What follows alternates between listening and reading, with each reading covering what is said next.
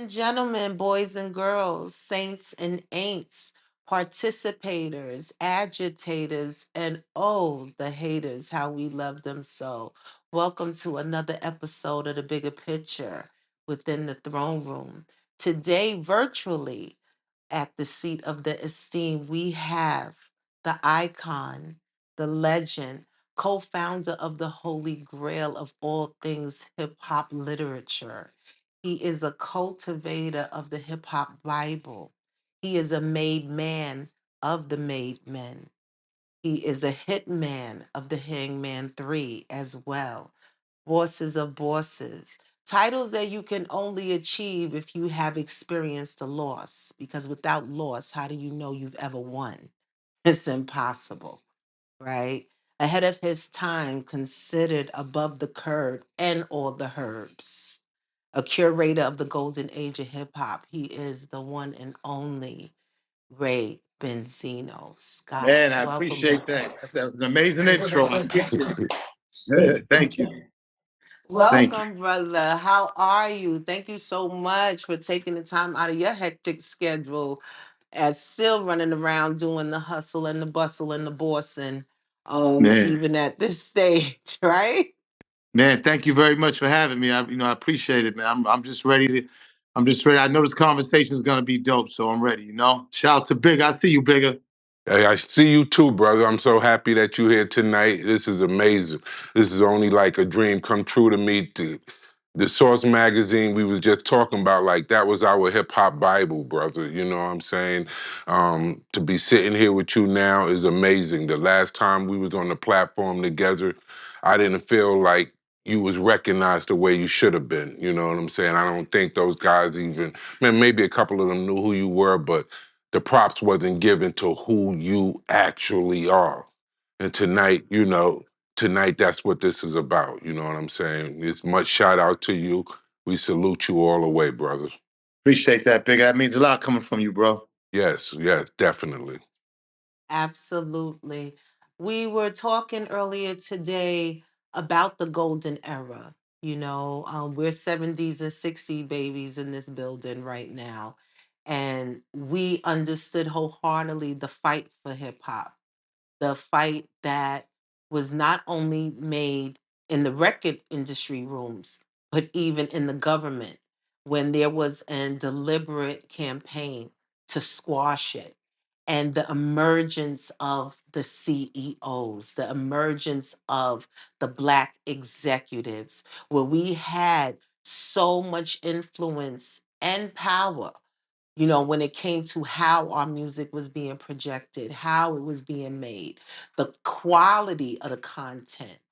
And I don't know if you're aware, but today, one of our CEOs from the Golden Age, I'm sure you know the brother very well, Mr. Sean Combs, there was, it almost looked like the stormtroopers, you know. Um, his babies are in cuffs. They're only being detained at this moment, but as a parent, as a father, that's a nightmare for your babies to be placed in cuffs, even if it's for detainment. And we just wanted to know, what are your thoughts on what we are witnessing, especially today? You know, I just posted something. I said the thing that stands out to me is everybody rushing to condemn them.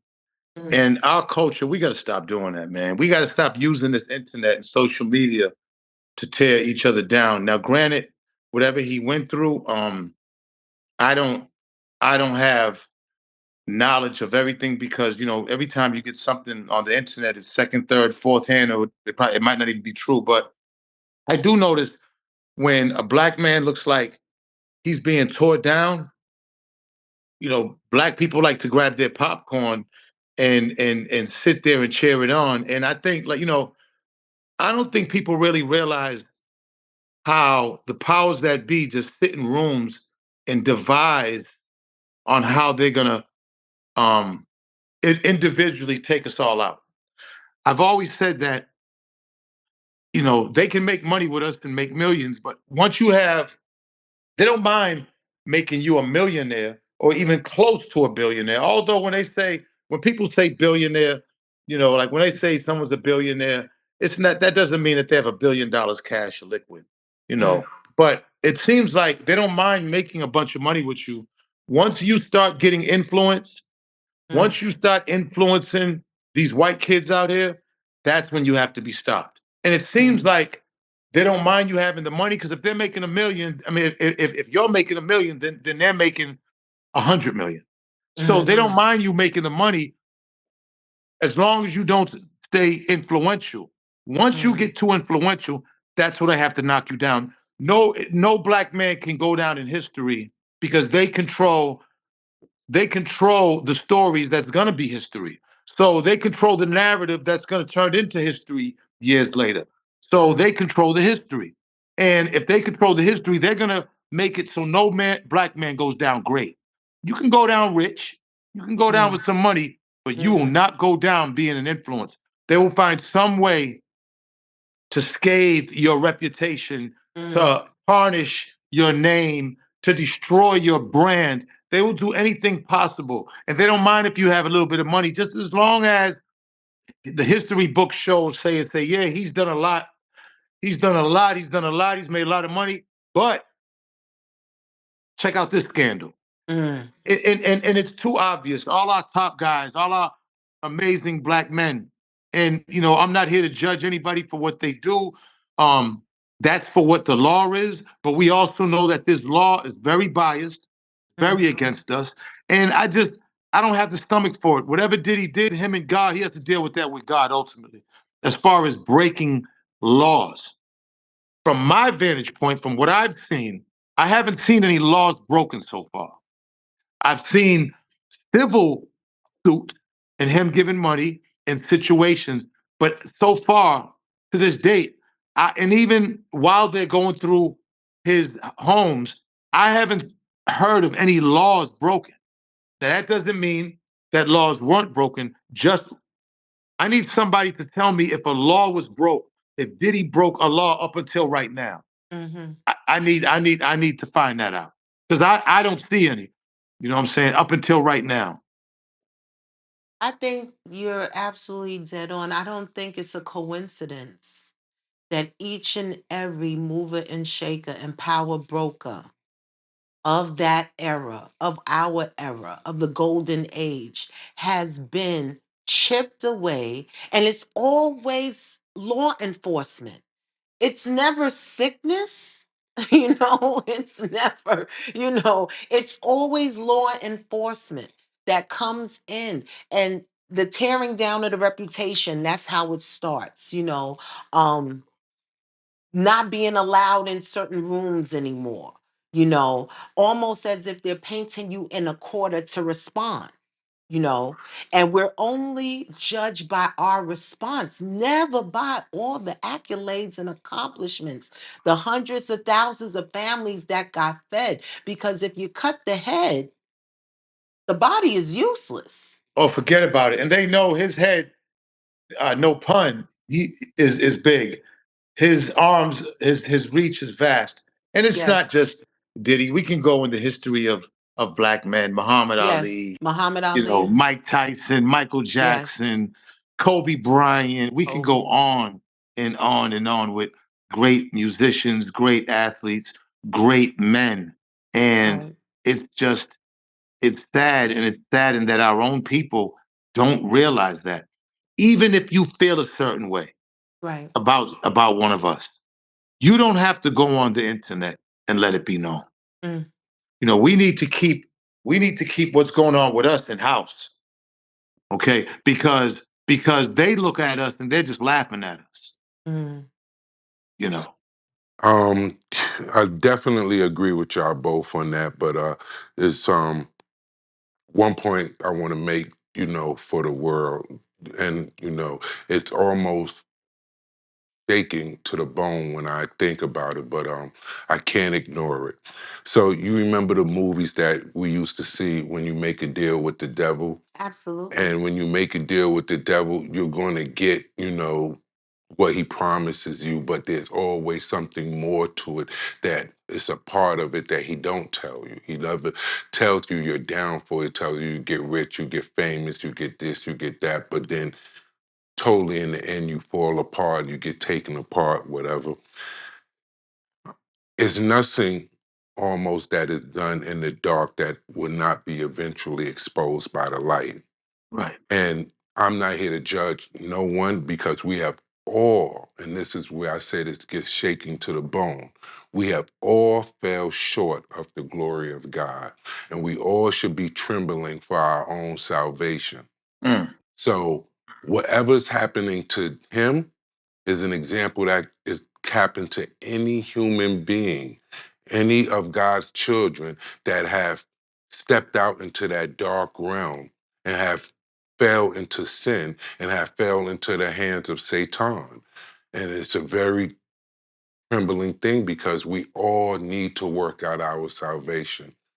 I feel sorry for that brother, and I hope that God guides him to what he needs to get guided to. But this is just an example for all of us. You know, we all need to give our life over to him and live the correct way because eventually it's all going to get exposed eventually.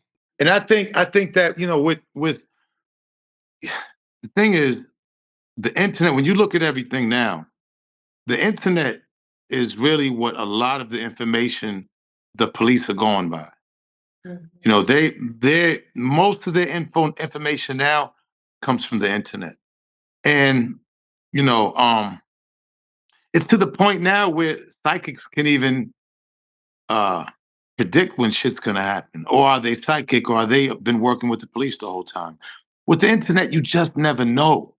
You know, this thing is so full of smoke and mirrors and tricks and false narratives, that it's dangerous. It's getting, by the month, it's getting dangerous. Hmm.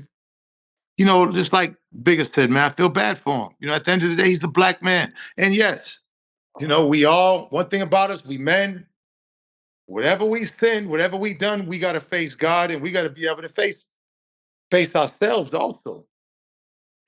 And so he's gonna, I keep seeing breaking news like he's on the run now.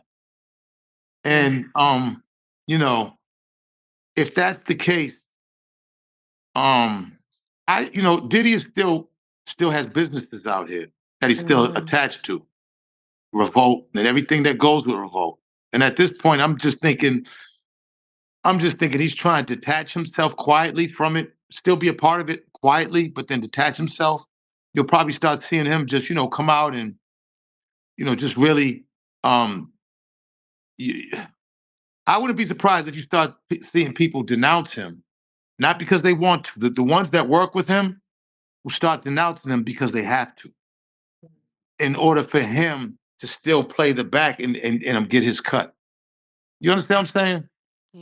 Yeah. I think, especially with Revolt, I think that, because the liquor, all the other businesses are gone. I think Revolt, he stepped down, but I don't think he still owns it. I'm sure he still is the majority owner because I haven't read anything that says different.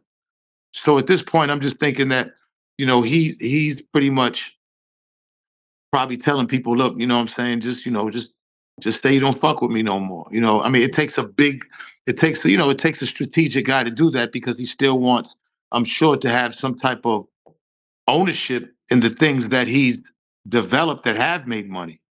It's just an unfortunate situation, man. I mean, Diddy has been a major part of our lives musically, entertainment wise, for a very, very long time and at a high level. And it's unfortunate. It's horrible. It is horrible. And, you know, we don't want to see the another fall of, one of our great ones. It wasn't easy to get to where it You was. you might see And Diddy in Bali on his way to Bali right now. Bali. with a join Uncle Russ. A rumor is we don't know, but the internet say they actually stopped his plane somewhere outside of Puerto Rico. That they already have him in custody. Oh, he's in custody. Yeah, that's what internet is saying, that his plane was stopped somewhere outside of Puerto Rico. That he might have been stopping to refuel or get on To another refuel plane. going to Bali. Yeah, God damn. exactly. And they said they got him. Because in Bali, there's no extradition laws. Correct. Got you. So yeah, that's what me and the Queen was like. Where was he going in that direction? The only place that I'm sure he was going, I'm sure, I'm sure Uncle Russ was like, hey, you see what Russ did? Don't put Yeah, it on yeah, the tape with yeah, me, nephew. yeah. I Forget I mean, it about got hot for all the Russ, and Russ cheeseburgers. went to a place where there's no extradition laws, like but he meaning you can't remove them from that country. Mm-hmm. wow. And if I Diddy was going to Puerto Rico, he, like you said, he was going to refuel, and he probably was trying to get, because I'm sure he just wasn't trying to hide out in the Caribbean because it's too easy. Absolutely not. yeah. Yeah, no, they said it was a stop, so very unfortunate, a very unfortunate situation. I think Russell, I think he got, soon as he got a whim of that there was any type of problem, I think he jetted a long I don't see time, Russ. See, Russ came back a couple of times. I don't see him ever coming back now. I mean, never. Yeah, No, I don't see it. yeah. I don't see it. And that Not may after be in this. his best interest. And Uh, the way I'm looking at it with the Diddy, I'm sure Diddy's looking at the R. Kelly situation. He has to be. If there's one thing that's scaring him is the fact that R. Kelly's sitting doing 30 years Yeah. behind the same type of accusations. So I'm sure that probably shook Diddy up, and Diddy was like, "I'm the fuck out of here." I mean, listen, it really is a touchy situation, but when you look at it, you could just kind of you could kind of see how it's all playing out. yes. If he did run, well, then then that's kind of saying that then these guys must have something. And they raided all his houses. Like they said, they raided his house in New York, Miami, and LA. And I'm looking on the news and they got tanks, bro. They got soldiers. They got like, they came on another level, Well, they and had to make the movie. See, they The knew spectacle they is knew more every important single than the news outlet in rest. the world is going to be on this, and they like to show out too. Yeah, this is their chance for them to get clout, for them to be like on a big screen. They all like it. They all don't think that they don't want to either. And they made a big movie. They know they didn't need to do all that. They know that. But they wanted the optics to look like they really wasn't fucking around. which should be again an example for all of us. I couldn't think of anything more intrusive than those people coming into your home. You know what I'm saying? Like your home. Like it's nothing. That's happened to me. That's happened to me. I was gonna say, Ray knows all about that. Yeah. Yeah. Yeah, Yes, no, he that's happened to does. me in Boston, Atlanta, like where they in Atlanta when they raided. So I was in a penthouse at the time, and what happened was the people next door to me they had a warrant to come to their spot, and when they came upstairs, they mistakenly smelled weed coming from my spot, and they came and they said they had a warrant, and they came in, and they was about a good 15, 16 deep masks. They had little baby ARs. That's what they do, man. That's nothing new. I'm just seeing how this plays out, and this is going to be a big, big, big situation in the next couple of days on what's gonna happen with his money, who's gonna step forth, the type of Mhm. witnesses that are around him. They said that there was two, three other guys that was close with him. It's going to be very, very interesting to see who they was or who they are. Mhm. And this is just the beginning. They'll get a bunch of people to try to rat on Diddy. When it comes to sex trafficking, and I'm just going from common sense, they're gonna have to find, like, with the Epstein one, they had a bunch of young girls young older women who came who were young girls. Mm. If these parties they had, if there was a young girl, because the age limit in Miami is 18 years old. A lot of other places is 16. So Mhm. if there was somebody at them parties who was 17, well, he's in trouble. Absolutely. And if they come forward and they can prove that, because when it comes to sex trafficking, they have to prove that, number one, girls were underage, and number two, that money was being exchanged for them to have sex with somebody else. Mhm. That's you have to prove that beyond a shadow of a doubt. Absolutely. And I even think that the R. Kelly thing was a situation where when they gave him the what do you call it, the RICO, that was a weird RICO, and I believe that R. Kelly's going to get an appeal on that. I I don't think he think that will they really get an appeal. proved that R. Kelly like kind of committed like a RICO type of thing where you know what I'm saying. Wait a minute, my girl. It says Benzino, RBO Day, and 50 Cent weigh in on Diddy's home being raided. Oh yeah, it says one thing about our culture. Yeah, okay. Yeah, they just Hollywood Unlocked just posted something where I said one thing about our culture. Remember I told you one thing about our culture, they're gonna sit back with their popcorn. Everybody's just gonna be sitting there. Yes, that was so quick. Yeah. That was instantaneous. I Yeah. mean, this. And like to me, the whole thing is it's just I mean, it's just an unfortunate situation, man, because black people, one thing about us, it's like if we stick together and keep things, in house when it comes, it doesn't just have to be Diddy, it's anything. We Right. just have to understand that there's a collective effort, for for all of us to try to get taken in and dragged down for anything, you know. So Absolutely. I mean, we're just gonna have to wait and see what happens. We're gonna wait to see that. It seems like we've been in 2025 is gonna be an interesting year, Bigga when it just messed comes to me up with that trials. they pulled him over in Puerto Rico. That I'm trying, man. Yeah. I'm trying to see what some more shit about that. That's crazy. Yeah. Most likely just landed to fuel, because if he was flying out of LA, he would have had to refuel, Yeah, by the time he reached that point of the Caribbean to get to wherever he was going. I And I understand. understand you just returned from Detroit. Very Yes, I just got back from successful and Detroit. Yes, educational trip. yeah, Tell us about Detroit, the sights and the sounds. man. So I went up to Detroit to film my video for the Rap Elvis song. And we appreciate that so much. Yeah, The rap Elvis was so needed, so necessary, and right on time. I don't you care what know, nobody say. it's like the Eminem thing with me been going on for so long. I thought it was pretty much a done issue, a done data, and eventually he came back recently with the whole rap song about me, and he mentioned my daughter. Mm. So I said, so I went back in and did a couple of songs, and I came back with Rap Elvis, by far the best disc record I've ever done in my career. Um, then, as that marinated and as that took place, he went and did the video for Rap Elvis like maybe a month later. I mean, for his disc record, Doomsday. There was a video for that? We must have missed that.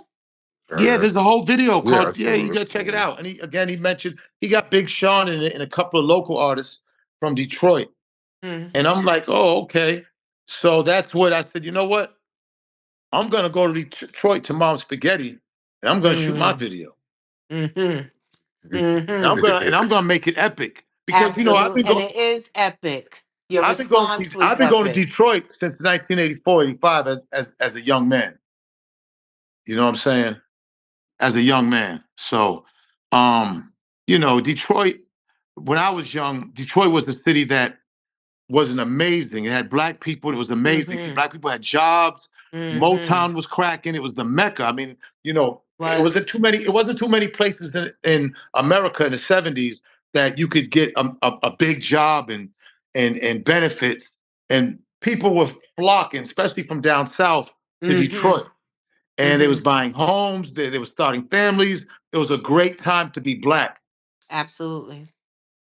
The closing of the Ford plant changed all of that so quickly. We went from a very lucrative and shining upper and middle black class where homes, lawns, great schools, families was actually able to not just meet the need, but to actually live very comfortable lives. And when the Ford plant closed, that annihilated the economic power of hundreds and thousands of families. And Detroit hasn't recovered. I think they Just did that from, on purpose. I think so too. There was no reason to close that Ford plant. For Because what? Ford outsourced to where? Where did Ford go? That was the bit of the research that I forgot to look in. I don't know if they started outsourcing overseas. or overseas, and and just out of Detroit, they got tired of black people mm, with jobs in the numbers that they were in Detroit. mm, Because when I look back, I mean, there was no reason to close that plant. They want to break up what was going on up there. And when you fast forward, the city is still has have a beautiful population of black people. I mm, mean, hard working, strong, good people. Um, but the conditions that Detroit in is very disappointing. mm. And for America to allow that to go down is the same, you know, it's 200 cities they crushed, black cities since Mm, slavery. mhm. So including Black Wall Street.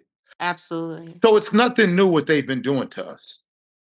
When It I went was there, and I've been there, and I go to Detroit a lot, you got whole blocks of abandoned homes. And it's just mm, a sad situation what's going on up there. Not just Detroit, a lot of places in the Midwest.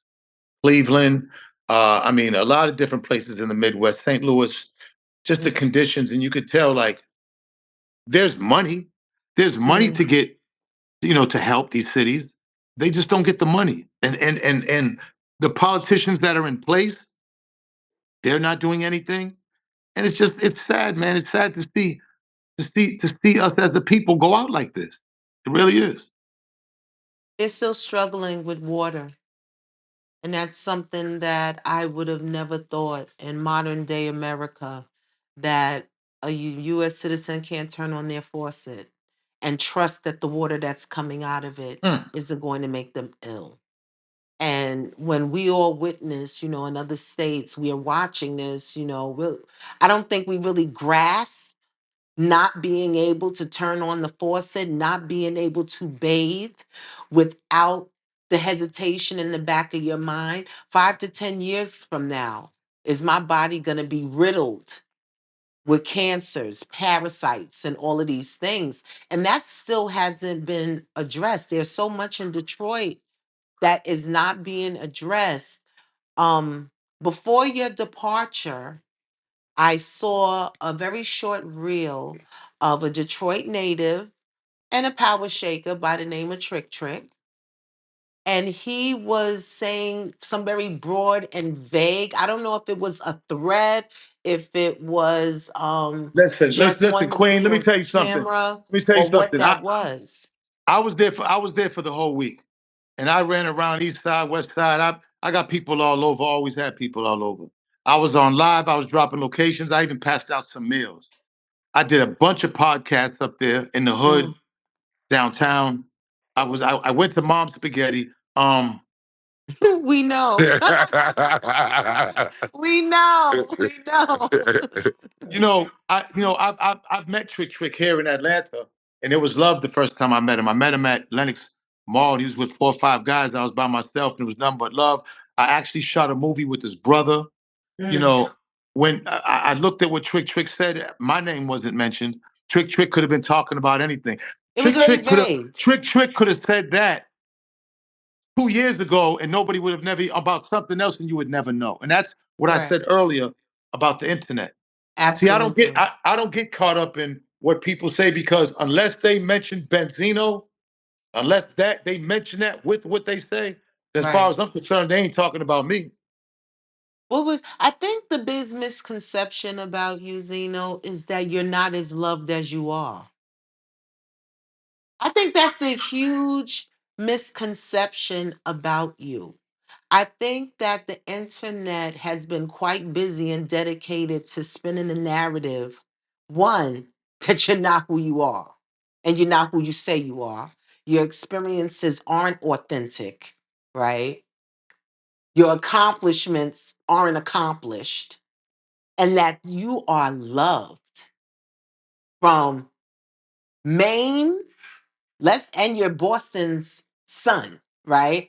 So from the northern seaboard all the way across to the shores of California, you are loved. So when you say to me, when you met the brother in person, it was love, how could it not be? When they see you in Detroit, nobody's thinking about M and this great disc record that you made. This is Benzino. You can't deny that. And I think that's a huge misconception about you, that you are not as loved and appreciated and honored as you are. And I'm gonna be really honest with you. I'm be so honest. That is so, and I'm saying that humbly because it's a blessing. And I accept it, Mm, especially from where I came from and what I've been through. But the love is ridiculous. mm, And it's from my people. It's from mm, my people who are struggling. So when I get it, it means more to me than it probably does to them. absolutely. I'll sit there and have conversations, man. Some of the guys sometimes I be with, they're like, come on, man. And I'm talking the looks on these people's face when they meet me, and I'm in every. I do my walkthroughs. I get my little bit of change, and then I go by myself. And I swear to God, I've never had security in my life, and the love is ridiculous, and it's from everyone. The older guy, the older woman, Mm, the younger guy, the younger woman, the mid per. It's everybody, and I don't take it for granted. It's God given. I'm mm, so appreciative and grateful for it because I do realize what this world and the chaos and the shape we're in. You know what I'm saying? It's it's unexplainable. And you're right. I'm going through Detroit, and everybody, I don't care where I'm at, they go crazy, and there's a big smile on their face when they meet me. yes. And I believe that they don't want people to know that. As long as they keep, you see, they control the internet. So as long as they keep slamming you with thousands of messages and bots, even if they're real people and it's a narrative, that I can't buy hate when it comes to be outside. I can't buy it, and I'm everywhere by myself. And I'm talking. It doesn't stop. If you was with me throughout the day, let's say I woke up and I went walking on a trail. Somebody running on the trail is gonna stop, take a picture, talk. Then let's say I go eat lunch. Somebody's gonna say was. Then I go to Kroger. Someone's gonna in Kroger. It doesn't, and the work is in Kroger. Then I could be at a light and somebody will pull up. I go to the gas station, a restaurant, a bathroom. It doesn't stop. And there's nothing better on a block. There's nothing better. Mm-hmm. So, you know, that's why I stay outside. That's why I stay with my people. That's why I have no problem with being out there because I realize now there's three worlds. There's outside, there's the internet, and there's what's upstairs in your head. Mm, And the outside has always been for me. It's mm-hmm. always been for me. Always. You know what I think about when you say that, she's gonna laugh at this. But, I feel like, I like love. You know what I'm saying? I feel like when I go out, I get a lot of love. But she always tells me that hyenas look Mm-hmm. like they have a smile on their face and that they look like they might be giving you love, but they really dare to try to devour you. This is what I always get from her. So I just had to chime in with that, Well, which got I think when it comes to me, the hyenas are on the internet. Because I swear to God, and I'm 58, so I know when it's, you know what I'm saying? I could tell facial expressions and body movements. Mm-hmm. I've studied them, I've mastered it. When you get to live this age, going through all you have outside, you can master communication without words. And I can sincerely say that damn near all of it is sincere. I see when they light up. I see when, absolutely. like, I could be standing and at the side of my eye, I could see where three people are talking about me. And I look at They their, say, I could be standing in line at the bank and I'll see a daughter talk to his mother, like, it's mm-hmm. stuff like I'm more famous now than I've ever been in my entire life. And I've accomplished some Mhm. pretty good things on a lot of different platforms and levels, but I'm more famous and more approached than I've ever been in my entire life. And it really is a situation from God. I mean, Absolutely. I can't express that All enough. praise due. It really is a gift and a situation from God. Absolutely. Because your level have to rise with hip hop. You know what I'm saying? Just how hip hop has took that you are a part of that. You're etched into that. So as as hip hop rose, you rose because you was a major. Without that Source magazine, without what you contributed, Ooh-wee. we wouldn't even have hip hop the way as we know it. That was such a major part of the contribution to hip hop. So it's no way that you can't be, even as time go on, go more up in status. You're etched in stone. Man, Absolutely. it's no, it's a blessing. And with like even like with my daughter's success and her generation, so it's like they all a lot of them know me from her. I Mm, could be somewhere and the mother will say, "Hey, Benzino," and then the daughter's like, "Hey, that's CoI Leray's dad." So it's just all a blessing. You know what I mean? Like I can't say it enough. It really is, man. Like I really you know I I've been going through some stuff these last years, and that's what keeps me motivated, and that's what keeps me happy. That's what keeps me grounded and wanting to speak for my people.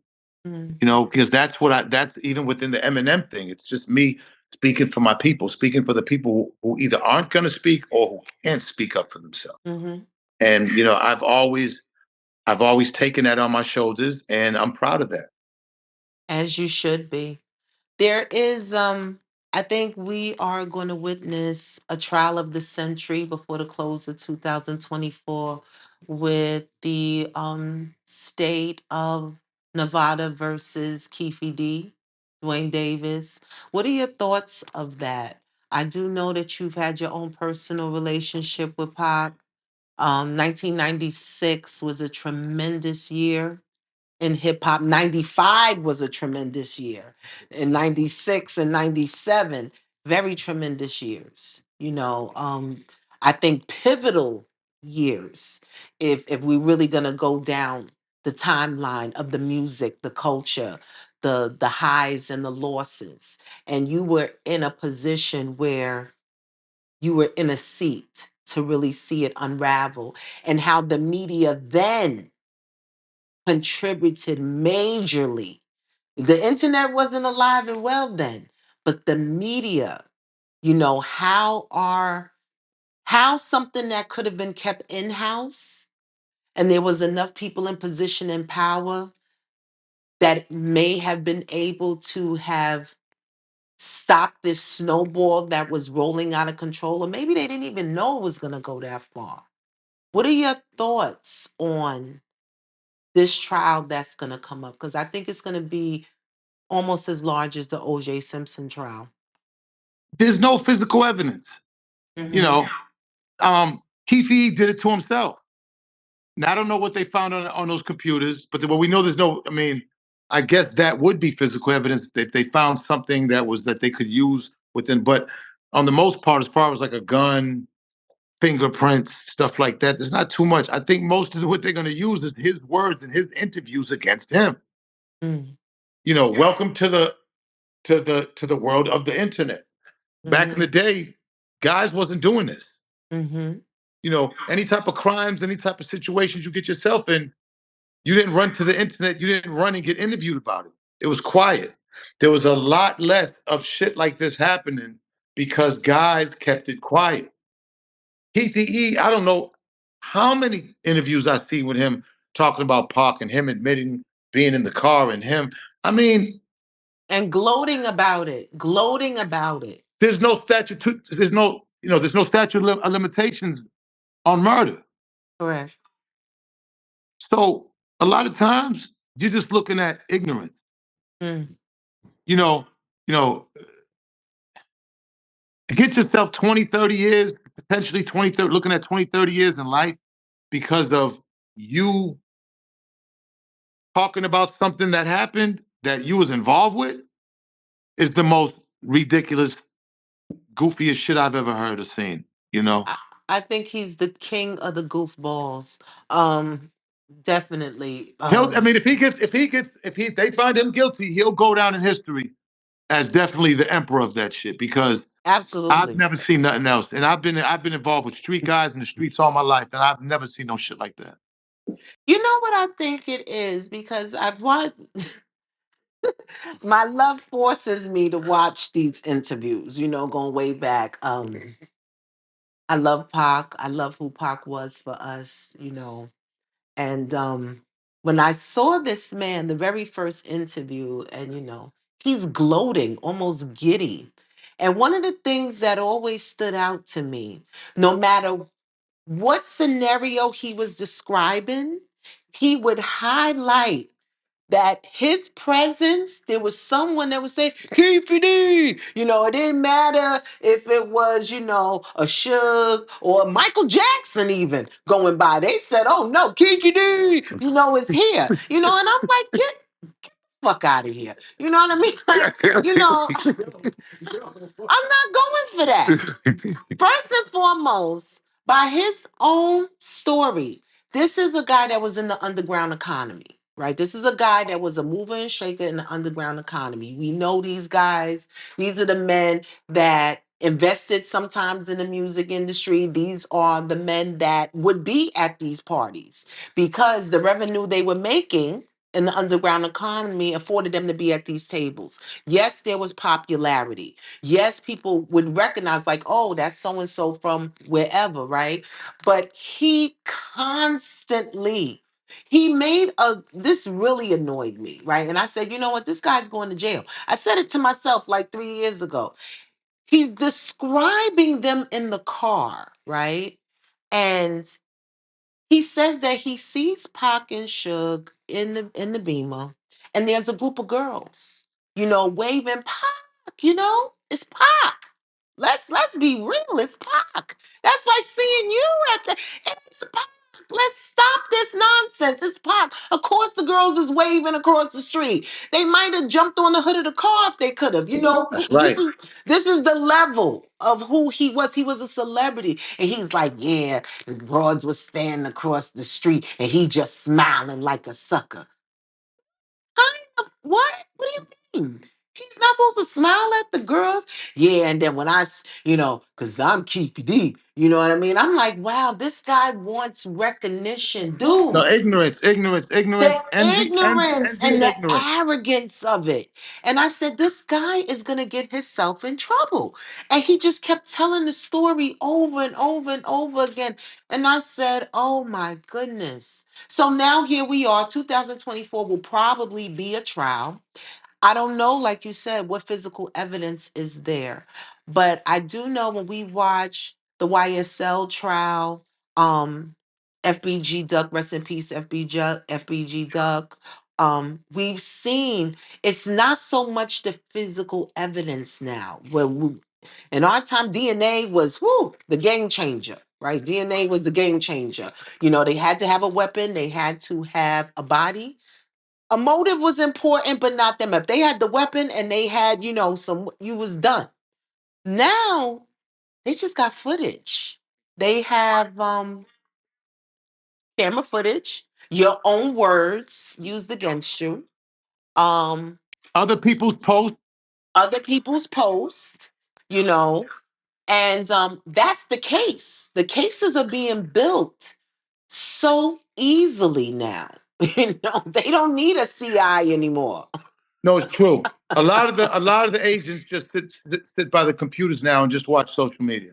Yes, They yes, are just absolutely. designated to watch your social media. They'll gather up all your friends' social media, and they'll have 10 screens looking at all 10 of your Twitter, your Snapchat, your Instagram, your YouTube. It will all be right there for them to see. Absolutely. Go figure. I'm from the old school, so this shit is just it's still blowing me away to even to see that this is going down the way it is. And actually, I think us Generation Xers really had to learn the language of the internet because we don't know. We learn now, of course, how to deal with the smack talkers, right? Because we come from an era when you talk smack, I'ma see you. Right? Right. It's It's like, true. I have to see you. I can't just say, oh, you just over there. No, I'm gonna see you because I have to take you seriously, right? And what we learned is, oh no, this is entertainment. Right? No, they don't really mean that, Took me a long and time to learn that. I I think we all had to learn that. I'm still learning. This is why I don't read comments. Real shit. That's real shit. Because I don't know what trolling is. I just, we come from disrespect to disrespect. We don't That's candy it. coat it. And Right. I feel like if I'm not disrespecting you, you surely shouldn't be disrespecting me. So, but the internet's a whole different beast now. And I understand it way more than I did from the beginning. Shit. I was trying to meet people and talking shit, man. Here goes my address. Meet me here. Oh, okay, I'm on my way. I'm sitting there for hours, not my dumb ass knowing nobody's coming. And they like, this guy is crazy. Let me type.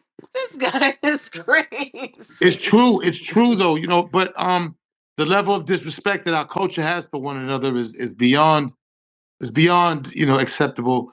And at some point this is gonna it's like a powder keg. It's gonna blow. It's Absolutely.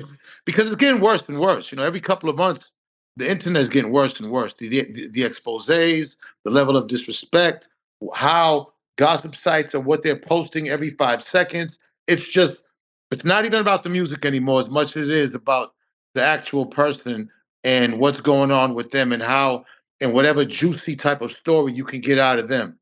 Mhm. That's all people want these days. They want the juicy story in the expose more than they do the music. Whether it's true or false. What they just want to be entertained, and it's sad. That shit is sad because it also takes away a lot of the talent. Yes. Because nowadays personalities can be on top, not necessarily talented rappers, just personalities. Did as in 96, could you take us to what that was like when the two titans in the industry, Death Row and Bad Boy, were having this friction? What was that like at the office? What were you Well, the hearing and magazine, seeing? the source wasn't into gossip. Right. We had to cover it in a way that wouldn't make us look like a gossip magazine, Right. meaning just covering the facts, not taking a stance, not instigating, or at least trying not to, not hyping one of the sides up more than the other.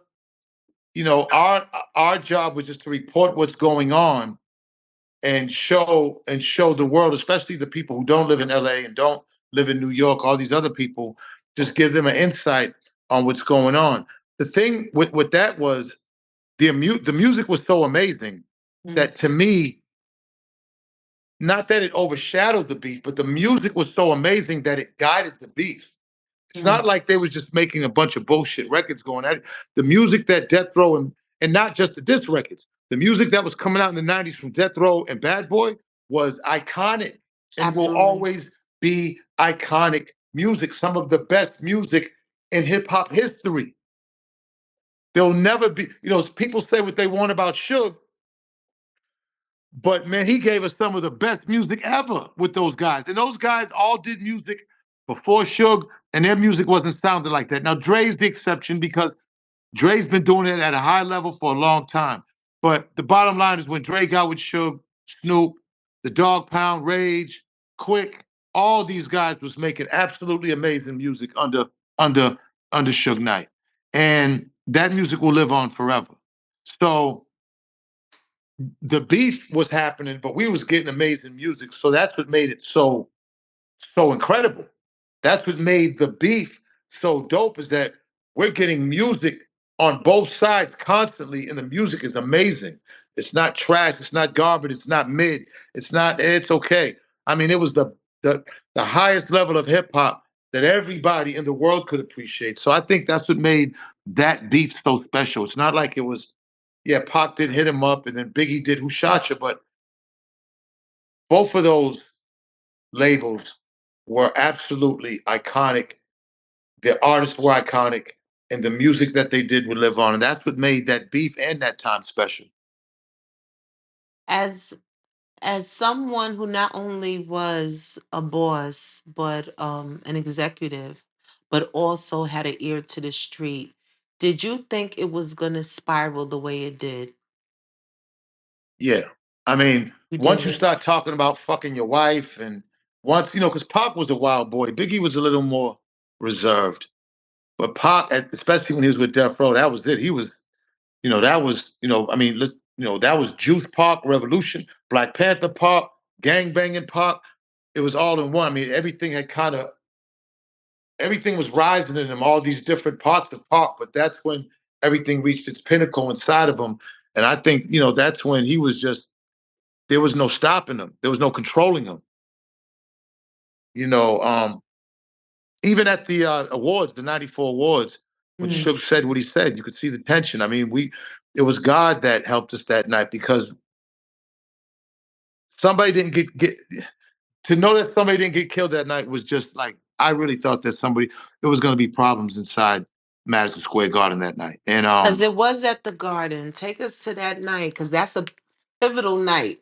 I mean, 1994, probably the Mm-hmm. first night. I mean, 95 at that one, but 94 and 95. I mean, these awards was so pivotal and so necessary because this is the time where hip hop just isn't New York anymore.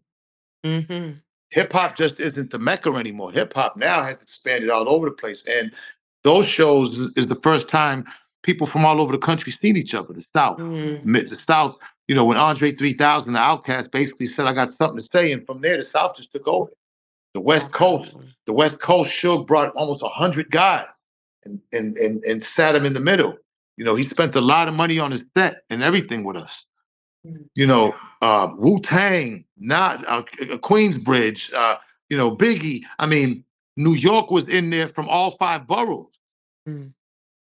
So even the Midwest with Bone Thugs and Twister and all the guys that was from the Midwest was finally getting their shine. This is the first time that a lot of these guys seen each other, Mm. and it just wasn't Death Row and Bad Boy. There was beef with a lot of guys up in there. Cuban Bone Thugs had words, and Wu Tang and Biggie had issues. There was a lot of kind of side issues that a lot of people didn't know about. I'm actually doing a documentary called "The Night That Changed Hip Hop Forever," and I got about I'm almost got 20 interviews. I got a few more I'm gonna start editing. I've been working on it for 18 months, and I got interviews by all heavy hitters who were there that night, and being shot with the red camera. My partner Man Robinson, shout out to Man. We've been working hard on it. We want to do 2 1-hour specials for Netflix. This is my first big project, probably since like you know uh, the Source magazine, as far as when it comes to the hip hop situation. And yeah, man, like I'm excited about it. But that night was crucial. Suge said what he said. We thought it was going to go crazy. It didn't go left.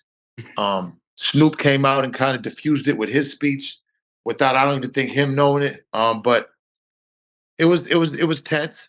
I was in Mm. there with a bunch of Boston guys who was strapped up like a motherfucker because we could get past the metal detectors. Of But yeah, course. it was a pretty crazy night that night. Rest in peace, Huddy Combs. He's from my block. We grew up together from, like children. I remember when I was on my run making my moves, doing a lot of things, and I first seen him with you and seen him down with you. I didn't even know. I'm like, what the hell? How did I get over there with you? Can you, enlighten me on, how did that even happen? Because I'm just that type of guy, bigger man. Like I was in New York, and anybody, a lot of guys who watch this and tell you, be like, that's just how he is. I don't know how me and Huddy hooked up, but once we hooked up, we never left each other's side. Huddy came all over the world with me. South Africa, Australia. I mean, wow. we was touring all over the country. There's not. I've met a lot of guys in my life, Mm. thousands of men. Not too many men with the temperament and character of Huddy. Just just a really the energy he had. I've never seen him upset, and if he was upset, it was weird watching him upset and how he would be upset, which wasn't upset. And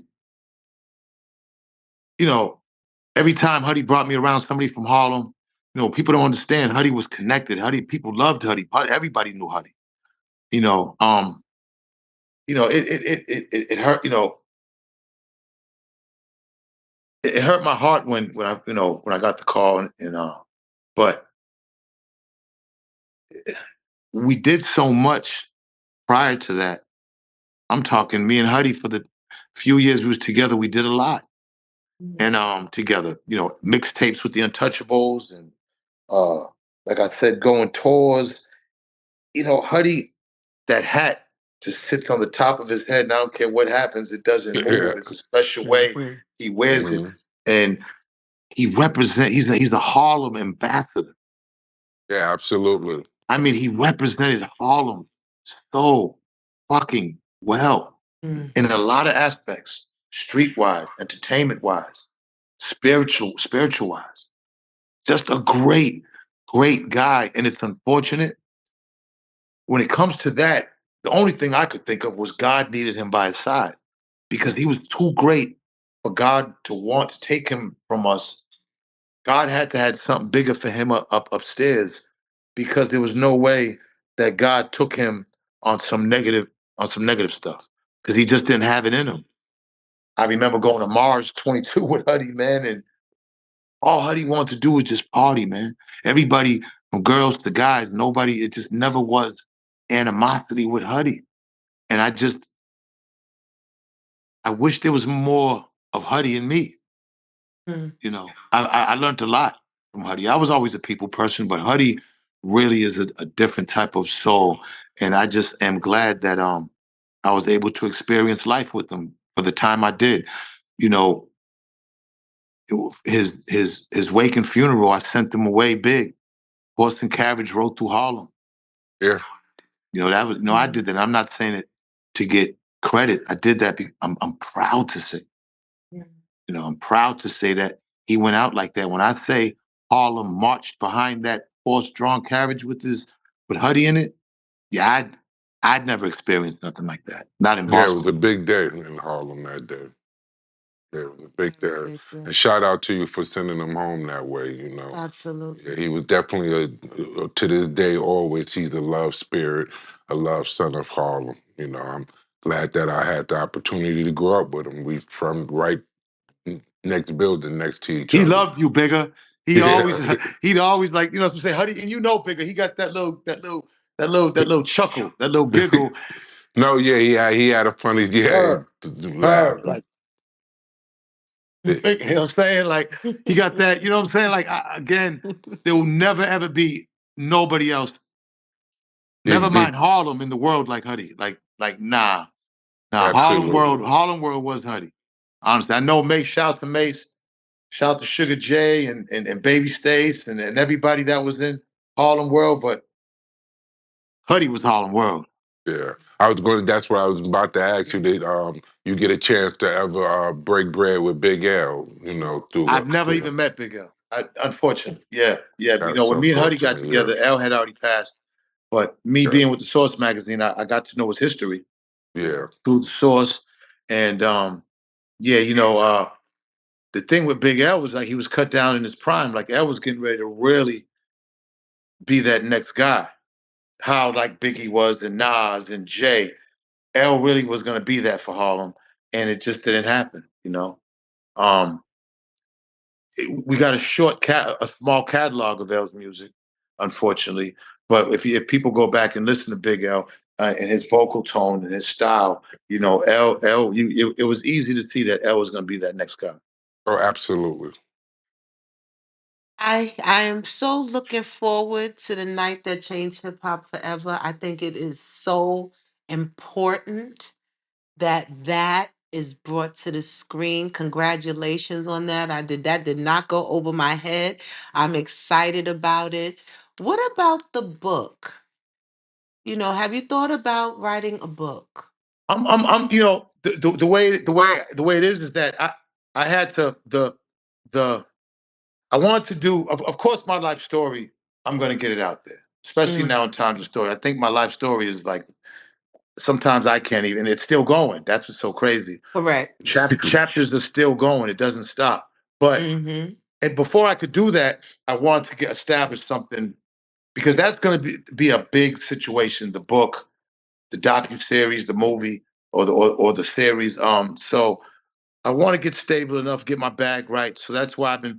This was a situation where I could just hone in on that night, and then with God willing, you know, we can get a big bag, and you know what I'm saying. Then I can start working on my next project, which will be my life story, and that covers growing up in Boston. My father was in the mafia, all my gang situations and the individual situations up there with my indictment and Paul Pierce situation, the situation that happened with the Rough Riders. I mean, a lot of Mm-hmm. the situations are public knowledge.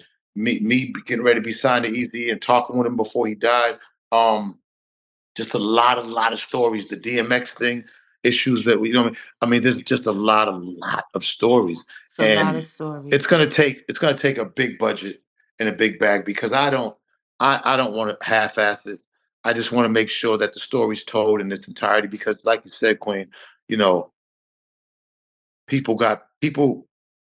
I don't think people really understand who I am and what I've done. And I don't say that with arrogance. I'm just saying it to where because of what the narrative has been shoved down their throats on the internet. And a good thank God that a good portion don't go by that. But I'm yeah, eventually there will be a book and docu series, movie, and all that stuff. That's 100%. I think that's very important. I think that's very important. I think it's necessary. I think it's important. And I think it's a manual. It will be a manual, just like my husband's life story. I tell him is a manual. He's so hesitant to share, you know. But He's a gentle giant when he wants to be. Yeah. he's so. But I think it's so important for the babies that are coming up, you know, because I think they don't. It's very difficult because the internet is so much smoke and mirrors. Um, the non-authentic is celebrated. You don't even know what we met each other face to face, right? When a group of teenagers or kids went to hang out, everybody met up face to face. We got to read body language, we got to read energy. There was the need to be authentic was a part of your survival. Now, kids don't leave the house because if they can't measure up to whatever character they've created for themselves through social media, right? Oh, they isolate, they don't feel ready for the world. Well, they And I feel like they'll think, be exposed and they'll yeah, diminish their worth, and it's just absolutely. preposterous to think that Absolutely. thought pattern is preposterous. Absolutely. Absolutely. So I'm so looking forward to that. I think that is exactly what we need because I think hip hop is sick right now. I know Nas said what in 2000 hip hop was dead, right? Nas was really on his hip hop is dead. I think right now hip hop is just sick. I think the culture is sick. It's ailing. Um Drill played a major, major part in that. I don't think there was ever a time. We've had tragedies, we suffered losses, but we weren't celebrating it. I don't think Keefe D or any of those brothers that were part of that organization that allegedly um, played a role in the shooting that took place that ended Pac's life or those that contributed to the ending of Biggie's life. I don't think we would have embraced them making a song about it. I think that would have been tolerated in any way, shape, or form. I think there would have been such a public. They would have been placing their safety in danger. No one was going for that, because we weren't desensitized at that time. We felt those losses. Pac fans felt Biggie's loss just as strongly as Biggie's fans felt Pac's loss. You know, it hurt us tremendously. So when we see, you know, how we now have a subculture in the culture, I hope it's dying down now. They say it is, I don't know, where they're taunting, they're not allowing those who have moved on to rest. They're not honoring the homecoming services. When I see that, I say, oh boy, we're sick. The sickness has come in, and I don't know how we start the healing process because they're not listening to us. They act like we didn't experience anything. So what are your thoughts on that? How do we get her back to as best health as possible as a culture, as a community, as people? doing what you're doing, saying what you're saying.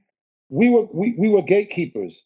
The Source magazine and different executives and different people who really cared about the culture. Mm, With the younger generation and their inability to listen to anybody but themselves mm, is making a lot of the older people frustrated and almost just wanting to give up.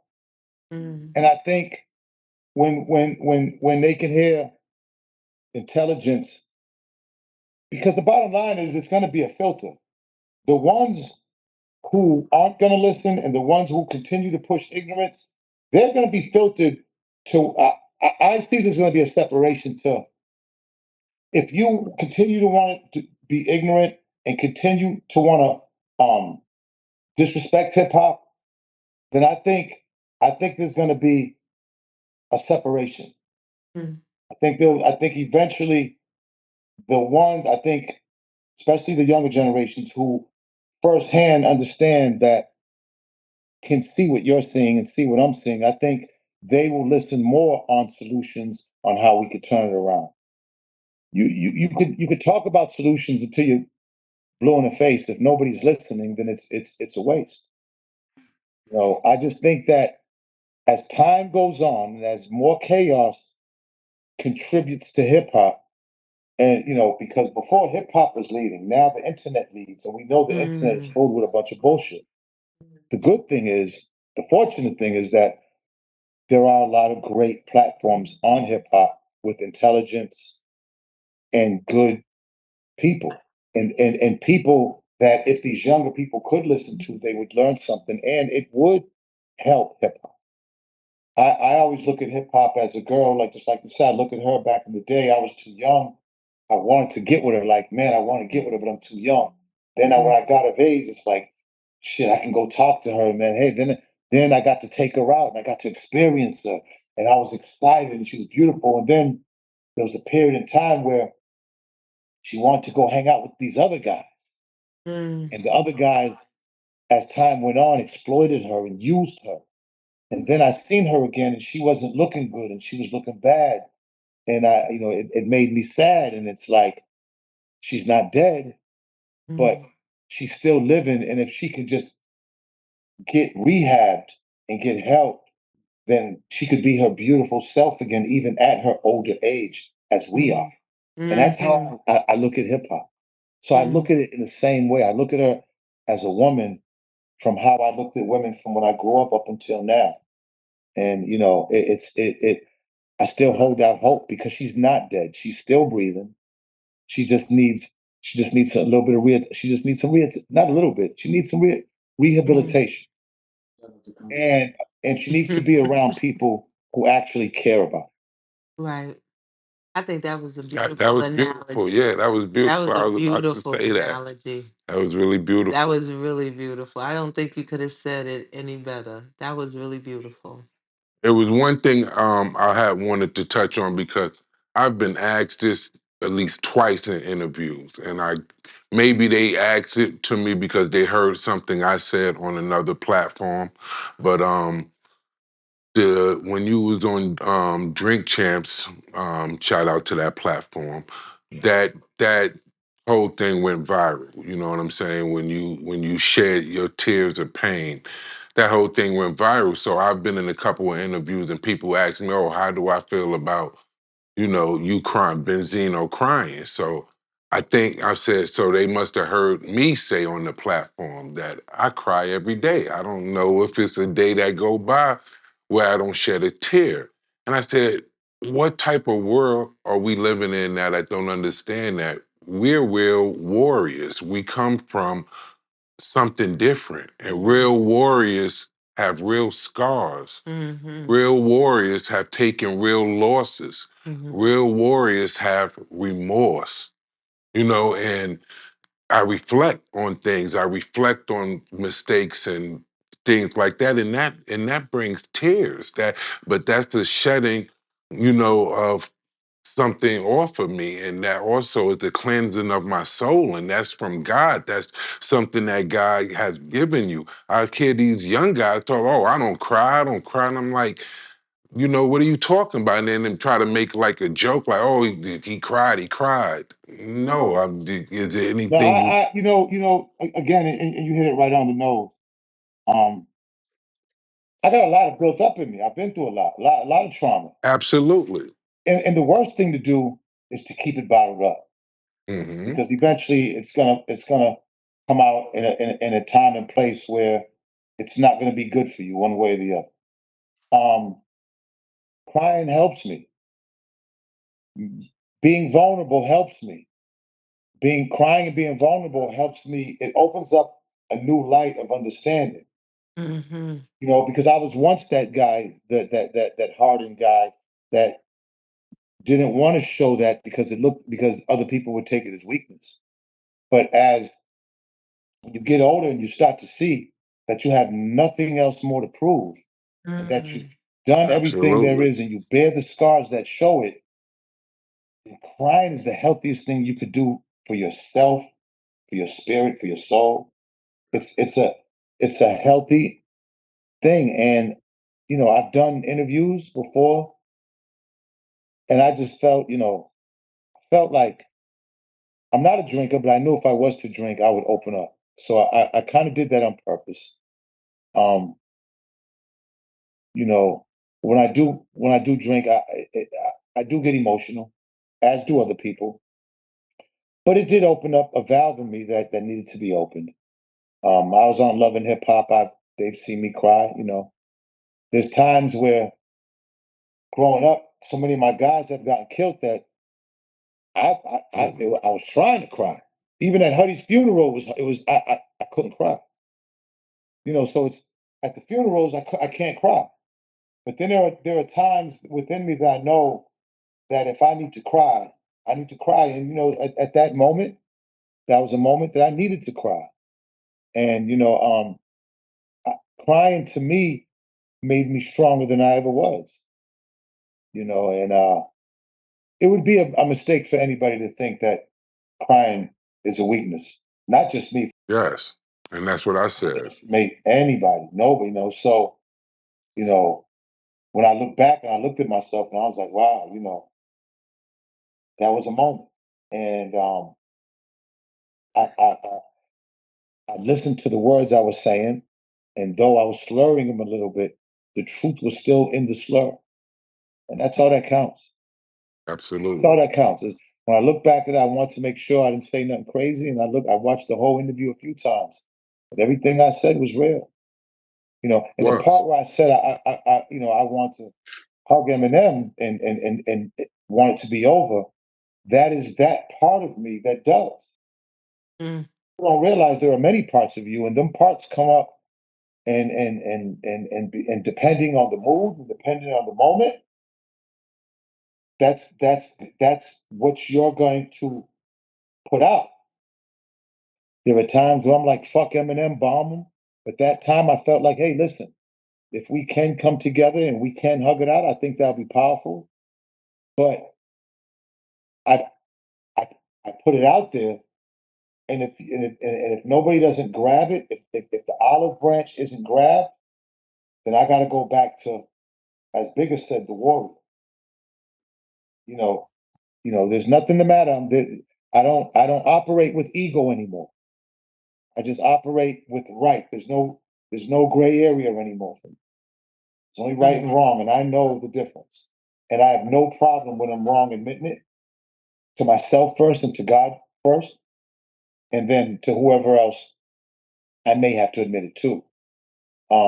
So, you know, I hope the young guys look at it, and I hope the ones that really have good insight and good character young men see it and just learn from it. And I'm sure the older guys, because living with pride and ego will get you killed. You know what I'm saying? Will get you locked up fast in our world. Now, maybe if you're white, you can live with pride and ego. And I notice some white men are arrogant as hell, and they live their life like that, and it's accepted, and it's not even accepted as a bad thing. But us, when we do it, it could be misconstrued, and everybody's sensitive, and everybody's emotional. Everybody's ready to grab that gun. Ain't nobody doing these anymore. Mm-hmm. So You have to be. Life is a thinking man's game. Streets is a Mm. thinking man's game. Of course, you got to have muscle, but if you don't have this, you'll fall quick. You'll fall. You could have the most guys. You could be the most ruthless, but if you're not using this in the way that has to be used, that's conducive to get done anything you want done, that muscle ain't gonna. That's not gonna last. Eventually, you know what I'm saying. You will get cut down. I also think when you have reached and survived and experienced this thing we call life, your responses at 25 are going to be very different from your responses at 35. Your insight as you move towards 40 and then getting to that closer to half a century mark, you feel things that and if you're not feeling things, that means your evolution has stopped.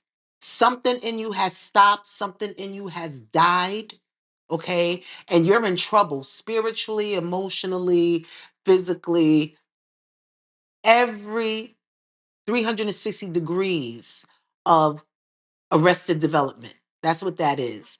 And when I watched that interview, I heard everything you said. And I understood, which I'm sure millions of us understood.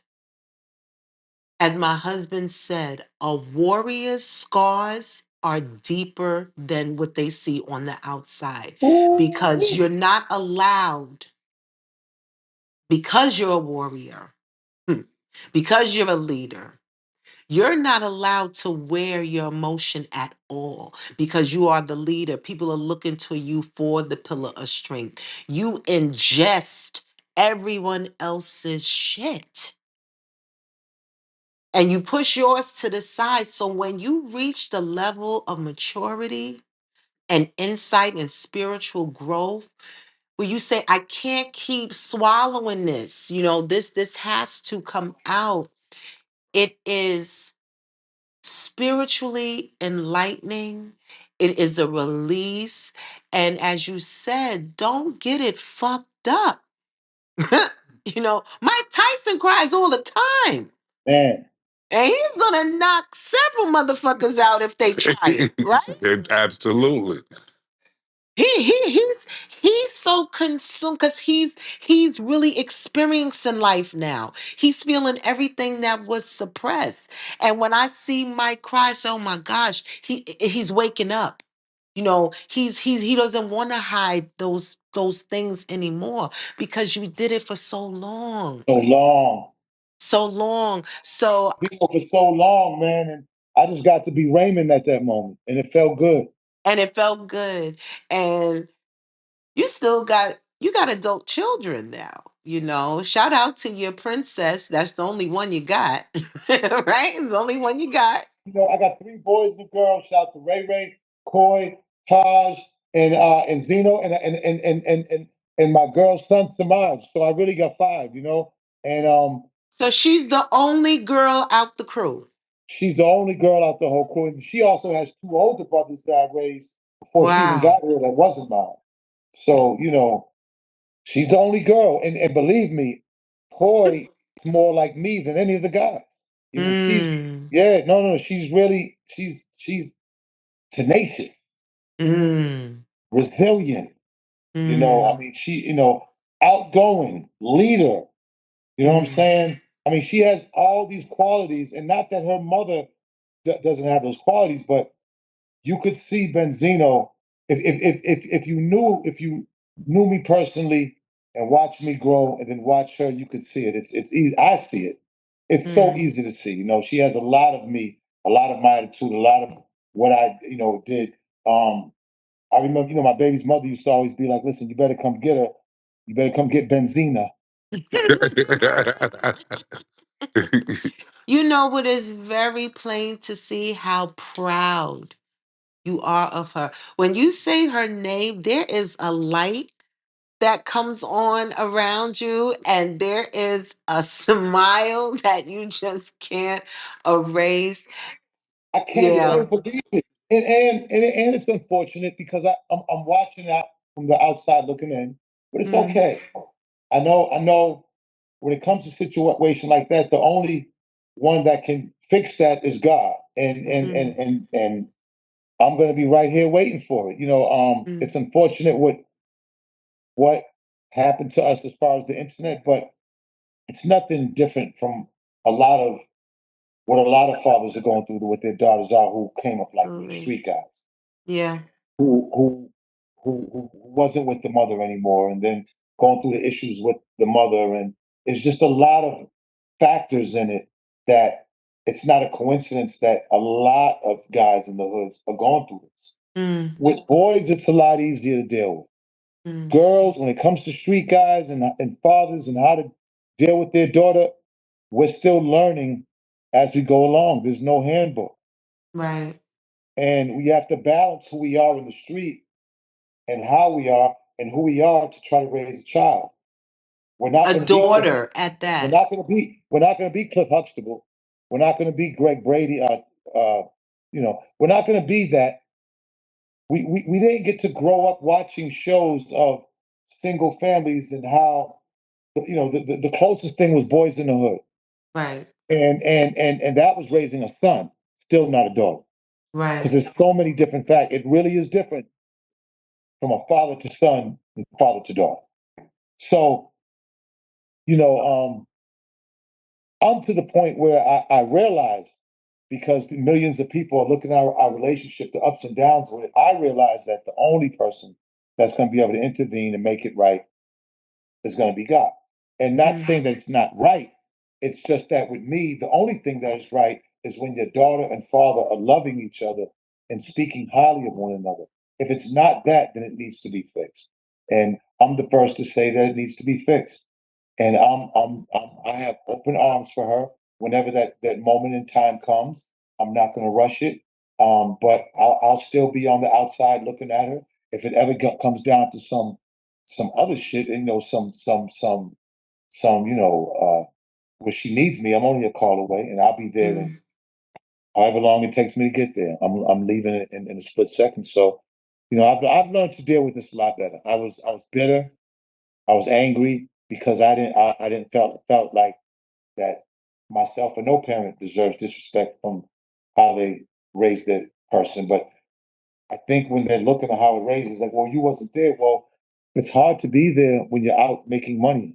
It's hard to be there when you got to be in the street. It's hard to be there when you're living a life that you necessarily is a dangerous life and you don't want around your daughter. So the dynamics of raising her and how she looks at, well, you wasn't there, but a lot of us aren't going to be there the way you want. But if we're providing and when we are there, we're showing love. And me being an old school dad, I have to be who I am. And I'm only looking at that on how I was raised, how I respected my parents. I would never talk bad about my parents. My father was in jail half of my life. My father was my fucking hero. Me and my father pulled guns on each other broad daylight on some crazy shit in New York. I love my father to death. And the reason I'm saying that is just to show I've never ever mentioned that before. I've never said that to make him look bad but me and my father have had issues, but I've never talked bad to him. He's my hero. He's the reason I'm alive. He's the reason I'm here. He's the reason who I am is him. And sure, we've had our hard times. I would never disrespect him. I would never talk bad at him. I would always talk about how much great he was. And my father, all he did was sell drugs. He used drugs. He's still my fucking hero till I die. He's still living. My mom passed. How old is Schnapps? How old is Schnapps now? Well, my mom passed. I She know would have your been, mom passed. Rest in light for your yeah, mom. Coy is 26, And how old is your dad now? Schnapps. 84. Oh 80, wow. Wow, amazing. That is and she always beautiful. talks about, my granddad and Schnapps. I gave Coy her name and I gave my father his name, Schnapps. And a lot of hip hop guys know my dad. And that, because when you meet my dad, it's like you're looking at Goodfellas, or you're looking at Casino, or you're like that, how he carries himself. And he was a part of that life. But him not being there wasn't a problem because I would go visit him in jail when I was a young age. It doesn't matter. He's still my dad, and he's still us being in the projects, I wasn't mad at that because, you know what I'm saying? It doesn't matter. Me coming out and have to do missions for him at 12, 13. There's nothing anybody can say that'll make me regret or have anything bad to say about my dad. And that's what I'll always I'll always live by that. And I understand, Coy, things happen. We live in a new generation. I don't hold grudges. She's my daughter. She's my baby. I love her. And I'm just waiting for the day that God fixes it and heals us both. And we can move forward. His hands is already on it. I already feel that. I feel that after she hear this, she'll be, like right on it. His hands is already on it. And it's very complicated, um, men who are in the street relationship with their daughters. Thank you. And I You think really that are saying all the, you really are saying all the greatest shit, like for real. it no No, not for real. Not just saying that. No, because it really is. And I don't sometimes think my wording isn't the greatest, but the way you are wording it is making it to where people really will understand, and I appreciate you for that. I'm grateful. it's so true. And it's complicated because the father is her first love, every daughter's first love, right? And when your father is a gangster, he's a superhero. He's not Superman. He's Superman with the Teflon suit, right? He can crush whole worlds, right? And if there was any time there was a separation, the love didn't stop. It's just you're hurt and you're angry. It's like the worst, it's the first breakup in a woman's life, right? And by nature and the way we're divinely wired as women, our first instinct is always to nurture, love, and forgive, right? But because you got that part of the gangster in you, right? Because daughters of gangsters usually inherit more of the characteristics of that man than the sons. I don't know why that is. I think God balances it out that way. Um, but that's what happens, right? So now you're going up against this beautiful creature that you created and brought into this world, and her mind and her spirit is a direct reflection of you. You like, wait, I expected this from the boys, right? This is a tough cookie here. You're not even scared for her safety. The world better be nervous. So it's like, so many women need to hear that, who are daughters of these men who were successful in that underground economy, because you're not the only one. We've also witnessed Boozy and his daughter. I say, here we go again, because again, this generation is just a little different.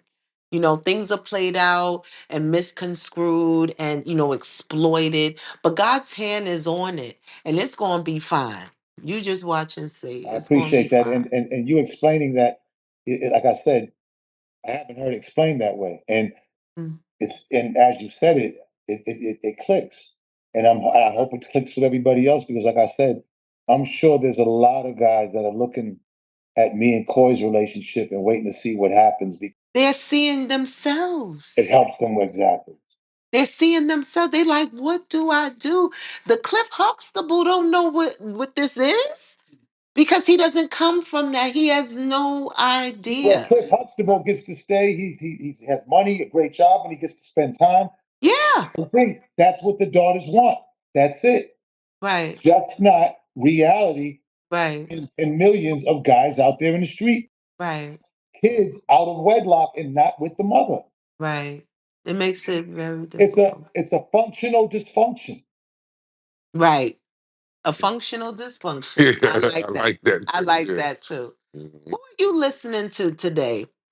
Do you have a playlist and who's in it? You know, I jumped. Well, last night when I got back from Detroit, I just finally got home, and I mean, madness the whole week. When he got in, and he was playing Miles. He was playing Miles Davis. Mm. That ride home, oh man, I'm telling you, music is that ride home. Listen to Miles. it it it reset me. Mm. It really reset me. It was about a half an hour drive home. Probably listened to about 3 songs, and it was so quiet. And I just laid back, and I didn't look at my phone.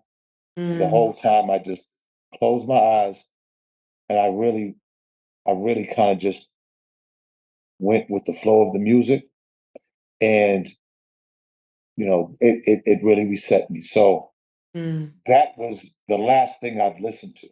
Today, I haven't heard any music. I actually looked at an edit of the video for Rap Elvis that the guy sent.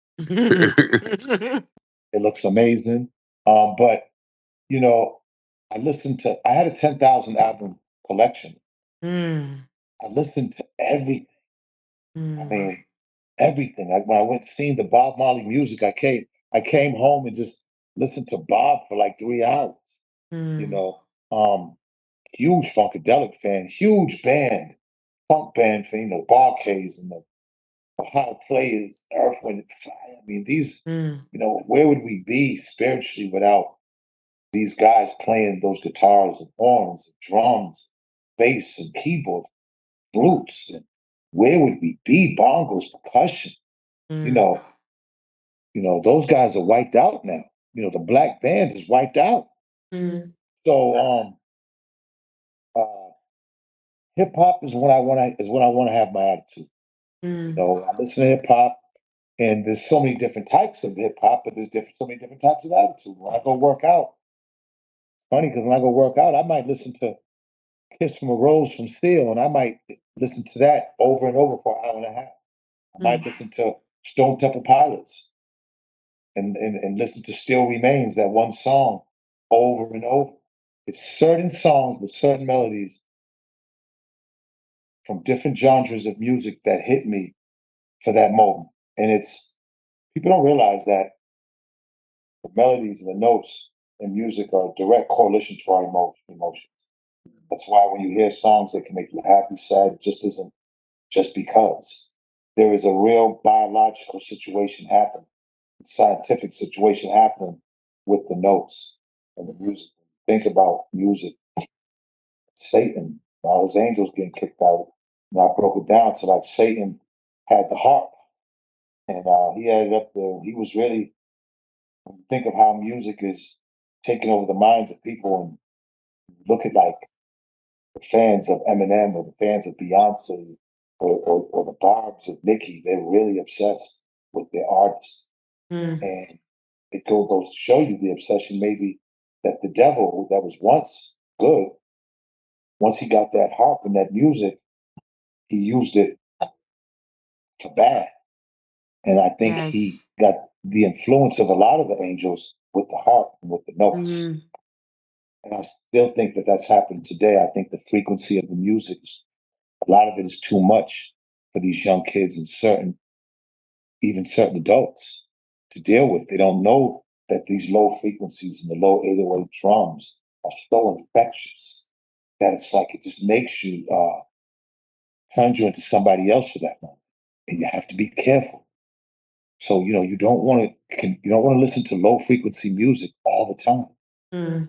Sometimes, man, I'm in the car and I'm just to it, and if you ever driving one time, there's a music and you're like, and it makes you step on the gas. I've got no Absolutely. and got pulled over from listening, Absolutely. and but that's the emotion. So of course, sometimes you listen. I stay away from like my girl's like, what's the matter? You don't want to listen to slow music? It's funny because since I was a kid, slow music I always was weirded when I listen to certain slow music because you have to deal with your love emotions now. Some Mm. guys stay away from that because they don't want to deal with that side of themselves. Mm. When I listen to certain love songs, I've seen myself push them away because that side of me I don't want to deal with at that moment. Mm. You know what I'm saying? That side of me gets suppressed because of, I'm playing you soon as I get home from listen to some baby face, boy. Man, you're liable. So, I really realize how powerful music is. So it's the soundtrack to our lives. Huh? Literally, it's the soundtrack to our Right. lives. Yes, We each yes. song that we listen to, especially love music, right?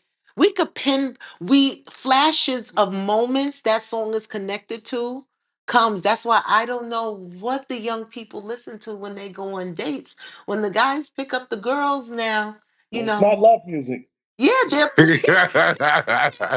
and she gets in the car, looking all cute and everything.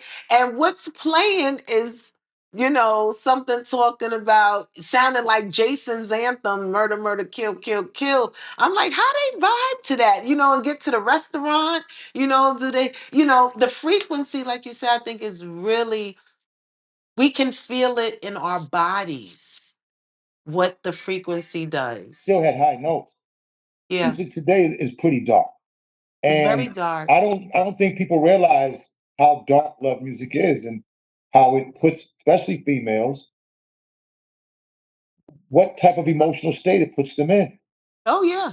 You have to be careful what you listen to. You know, when you listen to music of the 70s, everything, the notes and the harmonies were all upbeat, all up, white Mm, keys. And I don't like to say white and dark keys, but it's true. Unfortunately, the dark keys are the darkness in music. I don't know why mm, they made them that color, but mm-hmm, it's true. And I say it to my kids. You got to find the balance in music. You mm, listen to one thing, you listen to low frequency music too long, it's going to change who you are. You have to mm-hmm. balance it out. You got to listen to all types of music. Yes. You have to. Expand your palette. Yeah. Expand your palette. When does the video drop? Because we ready. I'm going to send it to y'all tonight. Oh, good looking, man. We Oh. appreciate that. We feel honored by that. Send it tonight. It's 7 minutes long, like 6 minutes and 30 seconds. It's a long video because the song itself was about 4.5 minutes, but I got some surprises in there. Um, yeah, I showed it to Ashley, my girl, and she loves it. And she's my barometer of what I do. You know what I'm saying? Because she loves hip hop and knows hip hop so well. So, and she loves it just from a standpoint of just listening to it. Whereas that, Amazing. I'm so entrenched in everything else that has to do with it. It's just good to hear her ears. But she loves it. A few people have seen it are going crazy over it. So yeah, in an hour. Do you have WhatsApp? I have to send it to Yeah. Yeah, of course. Absolutely. you. Okay, yeah, Big. I'm gonna send it to you in an Mhm. hour by WhatsApp. Like you're gonna have it. I was gonna debut it today, but with the Diddy story, I gotta probably wait. You know what I'm saying? And that'll die down because every attention spans now are so short. Everybody is running like chickens with their head cut off right now. By 3 o'clock tomorrow, people gonna be like, what happened? Yeah, well, 301, I'll be debuting Rap Elvis. I love it. I love Mhm. every bit of it. This was so amazing. I am so glad Oh my that God, I we want to had come back and this. do it with y'all. And I want to be when you guys have other guests, please involve me, man. Just call me and just let me sit in on it and just be a part of you guys. Absolutely. Oh, that would be awesome. It might be one of the dopest set of podcasts I've ever seen. Yes. And when you come, you got to come to the seat of esteem when you come to New Yes. York. Too, because the way you set Yes. up with the motherfucking guard and the I had one of them when I was on Love and Hip Hop. No doubt. It was at my house in Smyrna, but that shit looks. You guys look so dope. Like you know what I mean. And I'm so Thank good. I'm happy you. because Big, I know you was doing your thing, with those other guys and everything. But to see you guys do your own thing and the intelligence and love that comes across, we need Positivity We over need it. negativity. need programs. We need your program. It's not even for entertainment. Our generation and our culture needs this. They need to see a black couple in love, Yes. speaking intelligently. We need it. Absolutely. It's not just that it's wanted, it's needed. It's And so I'm going to needed. support you guys. I'm here. Call me anytime. When I come to New York, I'm coming to do it again. Please. Yes. And no, no, no, no. I really love y'all. And I'm so happy that I got to do this because everything she said, it was almost like, therapy for me, but also she's really, and Bigger, you said that. You said, man, Zima, I want to bring you on and just show you in the light that I don't think that and that you got, and that means so much, bigger man. I'm in debt to you guys, and trust me, you can call me. That's vice versa. There's no I'm here. debts in this Yeah, life. we We love just you keep too. bringing it forward. That's all. You And we know, appreciate you Going up with this. tremendously. This is going up. this is an honor to us. You have It no is. idea. This is like a tremendous honor to us. It sure is. And I can't wait to meet the lady love. And Listen, when I bring her up there, we going out to eat, but also any other artists that I can think about that I can, that I'll run by y'all, off, what I'm saying, like, I'll text y'all, and I'm gonna try to help y'all as much as I can because this platform, I got love for this platform. This show's dope. yeah, And we got love absolutely. for you too. And wait up, Vernon, my partner, he He behind the come on, camera. he's behind the camera. Say something, Vern. He's one of your biggest supporters too. You spoke to him earlier, but he's, And shout you out to the know, big dog last night that got me with you, man. he didn't. He used to wait. Tell the story, Vern. Used to wait for the Source magazine. Come on now. That when the source first dropped, I was spending a lot of money with you guys. A lot of money. A lot of money, bro. Listen, I really appreciate and I appreciate that because it really, the Source magazine wouldn't be the Source magazine without the people that read it. I mean, it's never just me. When people say legend, like I take it and love it, but we're all legends because what we all had to endure growing up, and we couldn't be we couldn't be who we was without the culture. It's the culture that makes us great. And the sooner we understand that, there's so many other things that we can do as a culture. And people say, man, we'll run this whole thing, but it's true. We really could really help our people way better if we really come together. And how people accepted the source and bought into the source, and how the source, gave the people what they wanted every month. It's a marriage, and that's us at our greatest when we're married to each other. So anything you guys need from me to make this platform do what it do, I'm in. Whenever you need me, call me. Absolutely, And the brother. same That's an for honor you. to us. Same for Appreciate you y'all as way well. more.